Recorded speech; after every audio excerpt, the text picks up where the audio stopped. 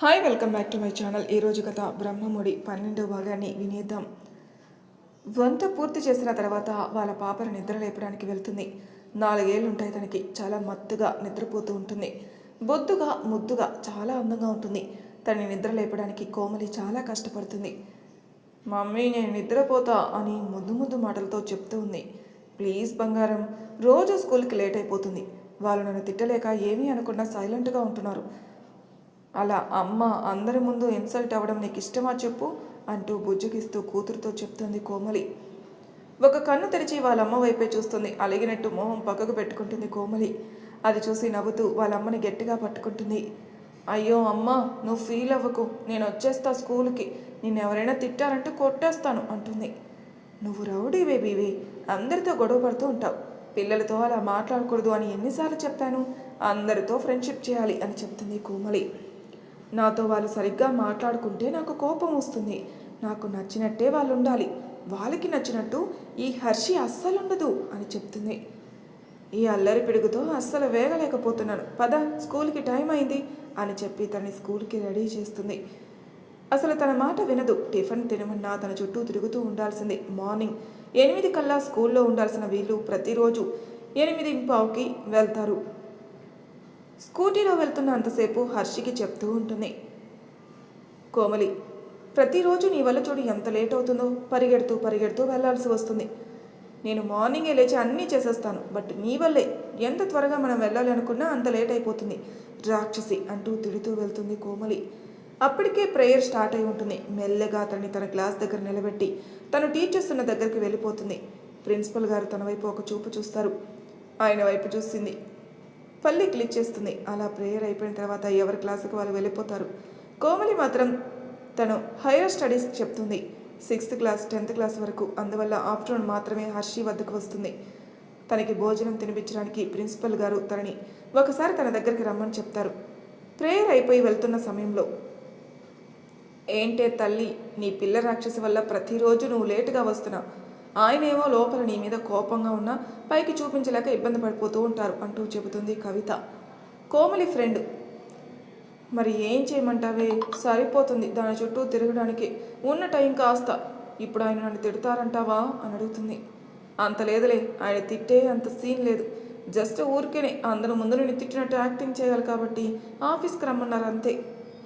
అంతే, అంతకు మించి ఏముండదు. త్వరగా క్లాస్కి వచ్చేయి, నేను నా క్లాస్కి టైం అవుతుంది, వెళ్తాను అని చెప్పి వెళ్ళిపోతుంది కవిత.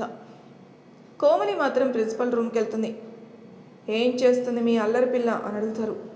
ఏం చేయమంటారు సార్, రోజు తన వల్లే లేట్ అయిపోతుంది. మీరు ఒక్కరోజు కాకుండా ప్రతిరోజు ఎక్స్క్యూజ్ చేయాలంటే కష్టం. నన్ను చూసి ఇంకొకరు నేర్చుకునే అవకాశం కూడా ఉంది. అందుకే కొంచెం భయపడుతున్నాను సార్. మళ్ళీ మీకు మాట రాకూడదు కదా.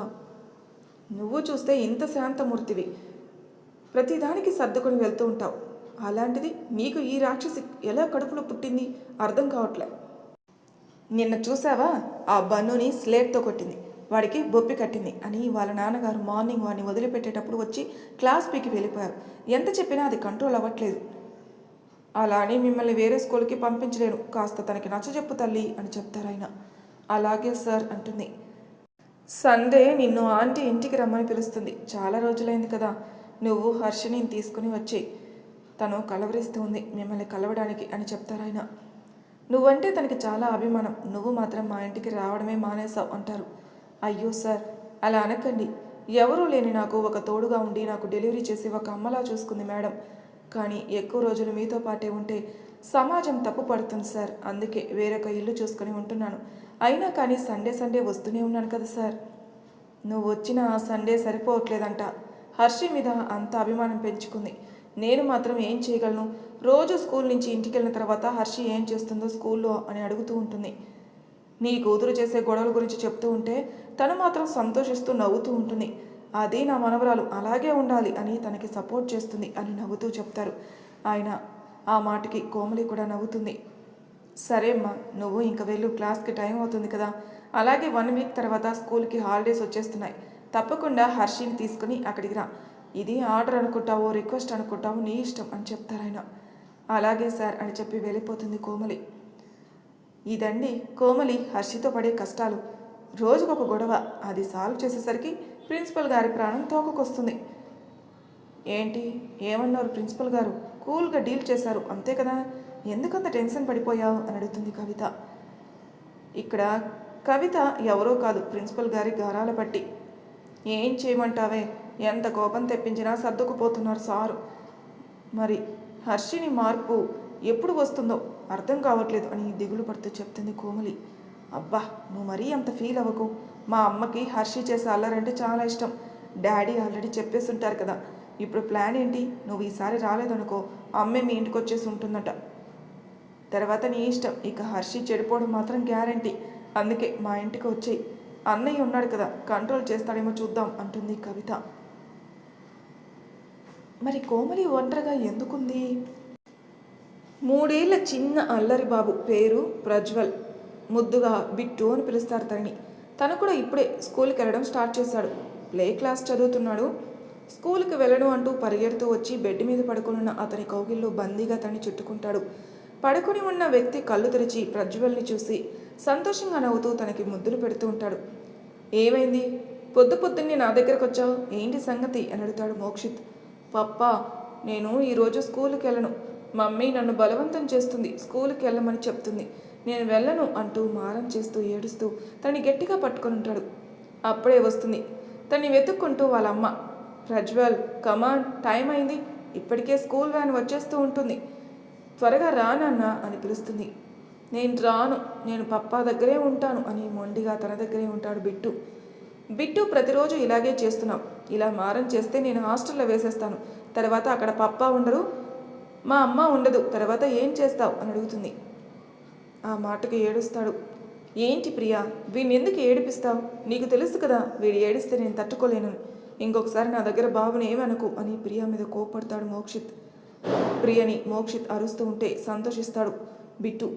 వీటికి నాటకాలు బాగా ఎక్కువయ్యాయి, ఎవరి దగ్గర ఎలా నటించాలో నేర్చుకున్నాడు. మరి ఇప్పుడు స్కూల్కి వెళ్ళాలి కదా, టైం అవుతుంది అని అంటుంది.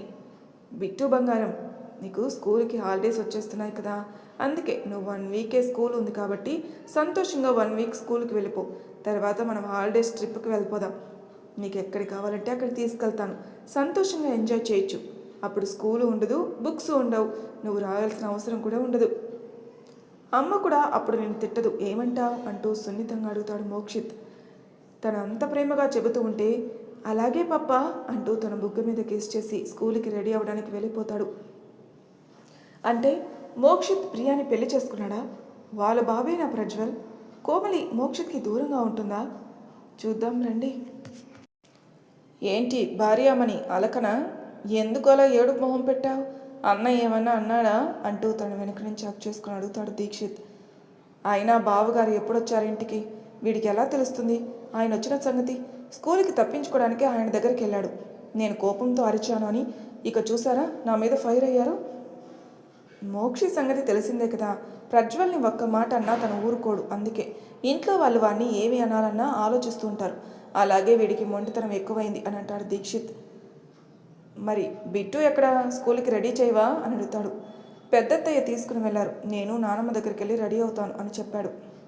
అబ్బా వీడు అస్సలు మాట వినడం లేదు, అందుకే మన మాట వినే ఒక బేబీని ప్లాన్ చేద్దామా అని అడుగుతాడు దీక్షిత్ తన చెవులో. తన మెడవంపుల్లో ముద్దు పెడుతూ తనని తన వైపుకు లాక్కుంటాడు.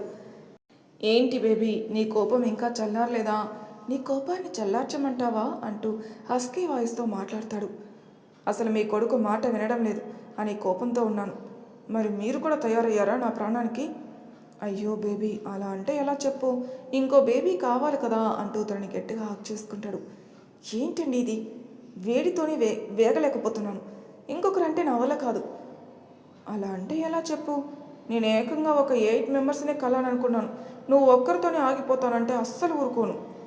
నాకు ఒక క్యూట్ బేబీ డాల్ కావాల్సిందే, నువ్వు ఒప్పుకున్నా ఒప్పుకోకపోయినా అని అంటాడు మూతి తిప్పుకుంటూ. సరిపోయారు, ఈ ఇంట్లో ఒక్కొక్కరు ఒక్కోలా ఉంటారు, అందరూ ఎలా ఉన్నా సరే నేను మాత్రం భార్య కొంగు పట్టుకొని తిరుగుతున్నాను అని అంటున్నారే బాబు. ఏంటి జోకా? పెళ్ళి కాకముందు అలాగే తిరిగావు, పెళ్ళైన తర్వాతే కదా నన్ను పట్టించుకోవడం మానేశా. పట్టించుకుంటే ఒక బాధ, పట్టించుకోకపోతే ఇంకొక బాధ. నువ్వే కదా చెప్పావు వాడు ఇంకా చిన్న పిల్లవాడు, అందుకే మనం కొంచెం గ్యాప్ తీసుకుందామని అన్నావు. అందుకే కదా ఏ అమావాస్యకో పౌర్ణమికి దగ్గరకు వస్తావు. నువ్వు నన్ను పట్టించుకోవట్లేదు, అస్సలు పట్టించుకోవాలంటే ఈ పాటికి ఇంకొక పాప నీ చేతిలో ఉండేది అని అంటాడు. ఇప్పటికైనా ఆలస్యం లేదు, నేను ప్రొసీడ్ అయిపోతాను అంటూ తన పెదవుల్ని ప్రియా పెదవులతో లాక్ చేస్తాడు. అప్పటి వరకు కోపంలో ఉన్న ప్రియా కాస్త భర్త ప్రేమకి చల్లబడిపోతుంది. ముద్దులోని తీయదనాన్ని ఆస్వాదిస్తూ ఉంటారు ఇద్దరు. మమ్మీ అంటూ అప్పుడే డోర్ తీస్తాడు బిట్టు. వీడొకడు ఎప్పుడు లోపలికి రావాలో తెలియదు. వీళ్ళ అమ్మ దగ్గరికి నేను వస్తే చాలు, అప్పుడే వీడికి వీళ్ళ అమ్మ గుర్తుకొస్తుంది అని అనుకుని తనకి దూరం జరుగుతాడు. ఏంటి డాడీ, నువ్వేం చేస్తున్నావు ఇక్కడ అని అడుగుతాడు. ఇది మరీ బాగుందిరా బుడంకాయ్, మా గదిలో మేము ఉండక ఇంకెవరు వచ్చి ఉంటారు? మరి నువ్వు ఆఫీస్కి పోవా? నాకు ఇంకా టైం కాలేదు, ముందు నీకు టైం అయింది. తమరు స్కూల్కి దయచేస్తే నేను కూడా ఆఫీస్కి దయచేస్తా అంటాడు. పదా మమ్మీ, స్కూల్ వ్యాన్ వస్తుంది, నాకు బాయ్ చెప్పవా అని చెప్పి తన చేతిని పట్టుకుని లాక్కొని వెళ్తాడు. దీక్షిత్ బాధను చూసి ప్రియా నవ్వుతుంది. నవ్వు నవ్వు, రాత్రికి చెప్తా నీ పని అంటాడు దీక్షిత్. అసలు వీడు ఇంటికి ఎప్పుడొచ్చాడు? వీడొచ్చిన సంగతి బిట్టుకు తప్ప ఎవరికీ తెలియదే. వీళ్ళిద్దరు రహస్యాలేంటో ఎవరికీ అర్థం కాదు అనుకుంటూ మోక్షిని కలవడానికి వెళ్తాడు. బెడ్ మీద కూర్చొని ఫోన్ చూసుకుంటూ ఏదో ఆలోచిస్తూ ఉంటాడు. హాయ్ సార్, ఎప్పుడొచ్చారు? అసలు మాకు తెలియదు వచ్చిన సంగతి. అయినా కూడా బిట్టుకి ఎలా తెలుసురా నువ్వు వచ్చిన సంగతి అంటాడు. నిన్న అమ్మ వాళ్ళు ఫోన్ మాట్లాడుతూ ఉంటే వాడు కాల్ తీసుకుని నాతో మాట్లాడారు. పప్పా, నేను చాలా మిస్ అవుతున్నాను, ఒకసారి ఇంటికి రా పప్పా అని ఏడ్చాడు, అందుకే వచ్చానని చెప్తాడు. అదే సంగతి సార్ మీకు ఫోన్ చేసి మరీ చెప్పాడా? అయినా మీ ఇద్దరు రహస్యాలు ఎవరికీ తెలియదులే. ఆ అమ్మ వాళ్ళు చెప్పిన సంగతి ఏం చేసావు? దాని గురించి ఏమైనా ఆలోచించావా? ఎంతకాలం ఇలా ఒంటరిగా ఉంటావు అని ప్రశ్నిస్తాడు దీక్షిత్. ఈ టాపిక్ తీసుకురావద్దని నీకు చాలాసార్లు చెప్పాను, మళ్ళీ ఎందుకు తీసుకుని వస్తావు అని అడుగుతాడు. ఏంట్రా అలా మాట్లాడుతున్నావు? పెద్దమ్మ పెదనాన్న సంగతి తెలిసిందే కదా, వాళ్ళంతా బాధపడుతున్నారు, ఒక్కసారి ఆలోచించు. అసలు ఎక్కడికి వెళ్ళిపోయిందో తెలీదు, బ్రతికే ఉందో కూడా తెలీదు. మరి 5 సంవత్సరాలు వదిన కోసం ఎదురు చూశారు, ఆవిడ తిరిగి కూడా రాలేదు. అలాగే ఎంత సెర్చ్ చేశావు, నీకు ఒక్కొక్కరు కూడా దొరకలేదు ఆవిడ ఎక్కడికి వెళ్ళిందని. మరి ఎందుకు ఇంకా ఆరాటపడుతున్నావు మోక్షి? సరే ఒక్కటి చెప్తాను నేను అని, నా ప్లేస్లో కోమలి ఉంటే తను ఇంకొక పెళ్లి చేసుకుంటుందా అంటే చెప్పలేం అంటాడు దీక్షిత్. చేసుకోదు, ముమ్మాటికి చేసుకోదు. ఎందుకంటే అంత పిచ్చిగా ప్రేమించింది నన్ను. నా ప్రేమ తనకి తెలియపరిచే లోపలే నన్ను వదిలి వెళ్ళిపోయింది. తన కోసం వెతకని ప్రదేశం అంటూ లేదు, తిరగని ఊరు లేదు. ఎక్కడికి వెళ్ళిందో అర్థం కాలేదు. కేవలం నా సంతోషం కోసం నన్ను వదిలి వెళ్ళింది. నిజమేంటో తెలుసుకుని ఉంటే బాగుండేది. ఇలా నన్ను వదిలి వెళ్ళిపోయి నా మనసు గాయం చేసింది కాదు. తన కోసం ఎదురు చూస్తూ తను రాకపోయినా పర్వాలేదు, కానీ నా లైఫ్లోకి ఇంకొకరిని వచ్చేదానికి అవకాశమే లేదు. నువ్వే కదా మధ్య వ్యక్తివి, అమ్మ వాళ్ళకి అర్థమయ్యేలా చెప్పు. అలాగే ఇంకొక విషయం, నాకు పోస్టింగ్ వచ్చింది, అది కూడా ఊటీలో. ఏంటి, అక్కడికి పోస్టింగ్ ఎలా వచ్చింది? నేనే ట్రై చేశాను, నాకు ప్రశాంతత కావాలి. మీ నుంచి టార్చర్ భరించలేకపోతున్నాను, అందుకే అక్కడ ప్రశాంతంగా ఉండాలనుకుంటున్నాను. అందుకే పై ఆఫీసర్తో మాట్లాడి అక్కడికి పోస్టింగ్ వచ్చేలా చేసుకున్నాను. అలాగే రేపైనా ప్రయాణం. నేను వెళ్ళి అక్కడ ఒక ఇల్లు తీసుకుంటాను. ఆల్రెడీ అక్కడ సిఐకి అన్ని డీటెయిల్స్ చెప్పేశాను, వాళ్ళే చూస్తారు. బిట్టుకి హాలిడేస్ వచ్చిన తర్వాత అందరూ కలిసి అక్కడికి రండి, వాడికి కూడా సంతోషంగా అనిపిస్తుంది అని చెప్పి దీక్షిత్ మాటలు వినకుండా ఫ్రెష్ అవ్వడానికి వెళ్ళిపోతాడు. అసలు 2 నిమిషాలు కూడా ఆగకుండా నేను చెప్పే మాట వినకుండా వెళ్ళిపోయాడే, వీడితో ఎలా వేగాలో అర్థం కావడం లేదు. అమ్మ వాళ్ళని చూస్తే బాధగా అనిపిస్తుంది అనుకుంటూ కిందికి దిగుతాడు దీక్షిత్. అప్పుడే అక్కడికి వస్తుంది వసుధ. ఏంటి దీక్షిత్, ఏమైనా మాట్లాడావా? వాడి నిర్ణయం ఏంటి అని అడుగుతుంది ఆతృతతో. ఏం చెప్పమంటావమ్మా, చోటి వాడి ముందు శంఖం ఊదినట్టే ఉంది మన పరిస్థితి. ఎంత చెప్పినా వినడం లేదు, మొండిగా అలాగే ఉన్నాడు. ఏంటో వీడి జీవితం ఇలా అయింది. హోమ్ అని ఎక్కడ ఉన్నా తిరిగి వస్తే బాగుంటుందన్న ఒక ఆశ, కానీ ఎన్ని సంవత్సరాలైనా అసలు తనకు కనిపించలేదు అంటే తను బ్రతికే ఉందా అన్న సందేహం కూడా వస్తుంది. మొక్కని దేవుడు లేడు, తిరగని గుడి లేదు. తను ఎక్కడ ఉన్నా క్షేమంగా తిరిగి రావాలని, కానీ జరగలేదే. చూద్దాం దేవుడు ఎంతకాలం ఈ పరీక్ష పెడతాడు అని అనుకుంటూ బాధతో వెళ్ళిపోతుంది ఆవిడ. కోమలి ఏదో ఆలోచిస్తూ కూర్చొని హర్షిని ఒళ్ళో పడుకోబెట్టుకుని కథలు చెబుతూ నిద్రపుచ్చుతుంది. అయినా 5 సంవత్సరాలు అయిపోయింది. మోక్షిత్ గారు ఎలా ఉన్నారు ఒక్కసారైనా చూడాలనిపిస్తుంది, కానీ ధైర్యం చేయలేను. ఈ పాటికి పెళ్లి చేసుకుని సంతోషంగా ఉండుంటారు, అందుకే కదా అక్కడి నుంచి వచ్చేసాను. హర్షి మొత్తం వాళ్ళ నాన్న పోలిక, కానీ హర్షికి తన తండ్రి ఎవరో తెలీదు. తండ్రి ఉన్నా లేనట్టే బతుకుతుంది, తన ప్రేమకి నోచుకోకుండా. ఎన్నో అనుకుంటాం, కానీ అన్నీ మనం అనుకున్నట్టు జరిగితే అది జీవితం కాదు కదా. మళ్ళీ మోక్షిత జీవితంలోకి వెళ్ళి అతని బాధ పెట్టాలని అనుకోవడం లేదు. అందుకే అతని జీవితంలోకి వెళ్ళను అనుకుంటుంది కోమలి. మరి కోమలి బ్రతికే ఉన్నదన్న సంగతి మోక్షిత్కి తెలుస్తుందా? ఇద్దరు అన్యోన్యంగా ఉన్నప్పుడు కోమలి మోక్షిత్ని ఎందుకు వదిలేసి వచ్చేసింది? తనకి దూరంగా ఉంటున్న మోక్షిత్ కోమలితో ఎలా కలిశాడు? తను ప్రెగ్నెంట్ అన్న విషయం మోక్షిత్కి తెలుసా? అవి తెలియాలంటే నెక్స్ట్ ఎపిసోడ్ కోసం ఎదురు చూడాల్సిందే. మరి నా ఛానల్ సబ్స్క్రైబ్ చేయని వాళ్ళు ప్లీజ్ సబ్స్క్రైబ్ చేసుకోండి, లైక్ చేసి షేర్ చేయండి, మీ అభిప్రాయాలను కామెంట్ రూపంలో తెలియచేయండి. Thank you for listening.